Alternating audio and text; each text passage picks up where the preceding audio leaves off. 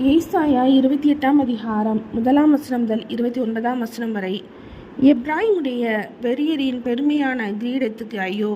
மதுபானத்தால் மயக்கமடைந்தவர்களின் செழிப்பான பள்ளத்தாக்குகளுடைய கொடுமுடியின் மேலுள்ள அலங்கார ஜோடிப்பு வாடிப்போகும் புஷ்பமே! இதோ திராணியும் வல்லமையுடைய ஒருவன் ஆண்டவரிடத்தில் இருக்கிறான். அவன் கல் மலை போலவும் சங்கார புசல் போலவும் புரண்டு வருகிற பெருவெள்ளம் போலவும் வந்து கையினாலே அதை தரையில் தள்ளிவிடுவான். எப்பிராயீமுடைய வெறியரின் பெருமையான கிரீடம் காலால் மிதித்து போடப்படும். செழிப்பான பள்ளத்தாக்குடைய கொடுமுடியின் மேலுள்ள அலங்கார ஜோடிப்பாகிய வாடிய புஷ்பம் பருவ காலத்துக்கு முன் பழுத்ததும் காண்கிறவன் பார்த்து அது தன் கையில் இருக்கும்போதே விழுங்குகிறதுமான முதல் கனியைப் போல இருக்கும். அக்காலத்திலே சேனைகளின் கர்த்தர் தமது ஜனத்தில் மீதியானவர்களுக்கு மகிமையான கிரீடமாகவும் அலங்காரமான முடியாகவும் நியாயம் விசாரிக்க உட்கார்கிறவனுக்கு நியாயத்தின் ஆவியாகவும் யுத்தத்தை அதன் வாசல் மட்டும் திருப்புகிறவர்களின் பராக்கிரமமாகவும் இருப்பார். ஆனாலும் இவர்களும் திராட்சரசத்தால் மயங்கி மதுபானத்தால் வழிதப்பி போகிறார்கள்.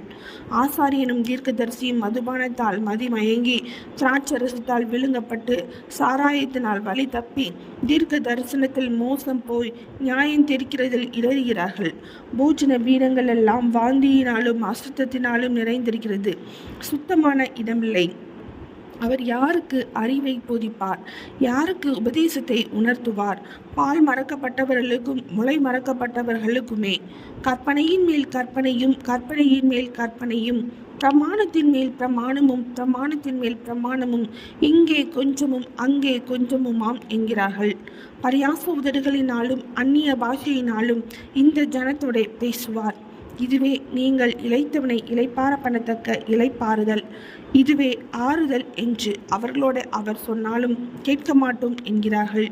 ஆதலால் அவர்கள் போய் பின்னிட்டு விழுந்து நொறுங்கும்படிக்கும் சிக்குண்டு பிடிபடும்படிக்கும் கர்த்தருடைய வார்த்தை அவர்களுக்கு கற்பனையின் மேல் கற்பனையும் கற்பனையின் மேல் கற்பனையும் பிரமாணத்தின் மேல் பிரமாணமும் பிரமாணத்தின் மேல் பிரமாணமும் இங்கே கொஞ்சமும் அங்கே கொஞ்சமுமாக இருக்கும்.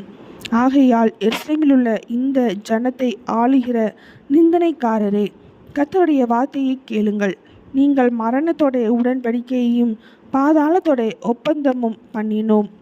வாதை பெரு வெள்ளமாய் புரண்டு வந்தாலும் எங்களை அணுகாது. நாங்கள் பொய்யை எங்களுக்கு அடைக்கலமாக்கி மாயையின் மறைவிலே வந்து அடைந்தோம் என்கிறீர்களே. ஆகையால் கர்த்தராகிய ஆண்டவர் உரைக்கிறதாவது, இதோ அஸ்திபாரமாக ஒரு கல்லை நான் சீயோனிலே வைக்கிறேன். அது பரீட்சிக்கப்பட்டதும் விலையேற பெற்றதும் திட அஸ்திபாரமுள்ளதுமான மூளைக்கல் ஆயிருக்கும். விசுவாசிக்கிறவன் பதறான். நான் நியாயத்தை நூலும் நீதியை தூக்கு நூலுமாக வைப்பேன். பொய் என்னும் அடைக்கலத்தை கல்மலை அழித்துவிடும். மறைவிடத்தை ஜலப்பிரவாகம் அடித்து கொண்டு போகும். நீங்கள் மரணத்தோடு செய்த உடன்படிக்கை விருதாவாகி நீங்கள் பாதாளத்தோடு செய்த ஒப்பந்தம் நிற்காதே போம். வாதை புரண்டு வரும்போது அதன் கீழ் மிதிக்கப்படுவீர்கள். அது புரண்டு வந்த மாத்திரத்தில் உங்களை அடித்து கொண்டு போம். அது நாள்தோறும் இரவும் பகலும் புரண்டு வரும். அதை பற்றி பிறக்கும் செய்தியை கேட்பதும் சஞ்சலத்தை உண்டாக்கும். கால் நீட்ட படுக்கையின் நீளம் போதாது, மூடிக்கொள்ள போர்வையின் அகலமும் போதாது. கர்த்தர் தமது கிரியையாகிய அபூர்வமான கிரியையை செய்யவும் தமது வேலையாகிய அபூர்வமான வேலையை நிறைவேற்றவும் அவர் பெராத்சிம் மலையிலே எழும்பினது போல எழும்பி கிபியோனின் பள்ளத்தாக்கில் கோபம் கொண்டது போல கோபம் கொள்ளுவார்.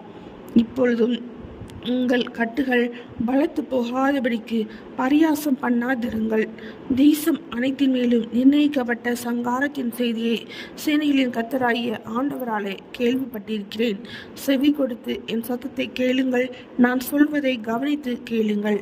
உழுகிறவன் விதைக்கிறதற்காக நாள்தோறும் உழுகிறதுண்டோ? தன் நிலத்தை கொத்தி நாள்தோறும் பரம்படிக்கிறது உண்டோ? அவன் அதை மேலாக நிறைவின பின்பு அதற்கேற்ற இடத்தில் உளுந்தை தெளித்து சீரகத்தை தூவி முதல் தரமான கோதுமையையும் தெரிந்து கொண்ட வார்கோதுமையையும் கம்பையும் விதைக்கிறான் அல்லவோ? அவனுடைய தேவன் அவனை நன்றாய் போதித்து அவனை உணர்த்துகிறார். உளுந்து தூளத்தாலே போரடிக்கப்படுகிறதில்லை. சீரகத்தின் மேல் வண்டிலின் உருளையை சுற்ற விடப்படுகிறதுமில்லை. உளுந்து கோலினாலும் சீரகம் மிலாற்றினாலும் அடிக்கப்படும். அப்பத்துக்கு தானியம் இடிக்கப்படும். இடைவிடாமல் அவன் அதை போரடிக்கிறதில்லை. அவன் தன் வண்டிலின் உருளையால் அதை நசுக்குகிறதுமில்லை. தன் குதிரைகளால் அதை நொறுக்குகிறதுமில்லை. இதுவும் சேனைகளின் கர்த்தராலே உண்டாகிறது. அவர் ஆலோசனையில் ஆச்சரியமானவர், செயலில் மகத்துவமானவர். ஏசாயா 28 அதிகாரம் முடிந்தது.